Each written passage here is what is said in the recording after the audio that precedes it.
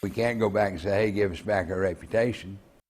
An Oklahoma man now suing one of the world's most popular sports magazines. He says that Sports Illustrated didn't get its facts straight in a 5-part series about Oklahoma State University football. 2 News reporter Liz Bryant found that OSU banned him from contact with players. Liz? Well, Russ, I poured over this suit today, which names Time Inc., that's Sports Illustrated, and its writers, George Dorman and Thayer Evans. The writers spent 10 months on the 5-part series. Yet this says they misquoted players, left out facts, just downright didn't get both sides of the story when the story is about a Christian man. John Talley spent more than 20 years building his reputation with Oklahoma's Fellowship of Christian Athletes, only to see it all crumble in just 6 days. Have things said about him, such as what was said in these articles, that just totally put him in a different light.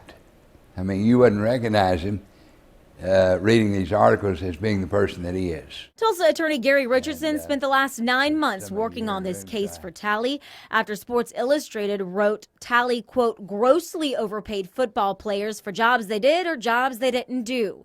Writers claimed a player earned up to $2,000 every 2 weeks to work on Talley's ranch, while another player just lived there for free.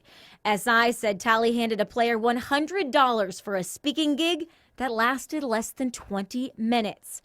Richardson says Talley met with SI writers only once for just 5 minutes and told them you have got to recheck your facts. Then Sports Illustrated scheduled a meeting on Friday afternoon at 3:30, and he agreed to be there, to be asked any question they wanted to ask him.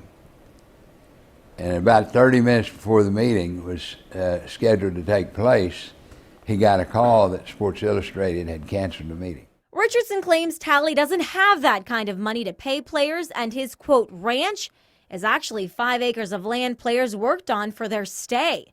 He won't put a price tag on how much Talley should get from SI, leaving it all up to fate. You know, the more pristine your image is, the easier it is to hurt it, harm it, because other people say, oh, that's what I figured.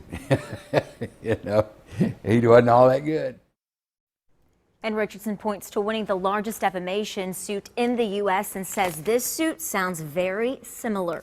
SI and its writers have about 30 days to file a response to this suit. The case is likely to take 2 to 3 years. Liz Bryant, 2 News, works for you.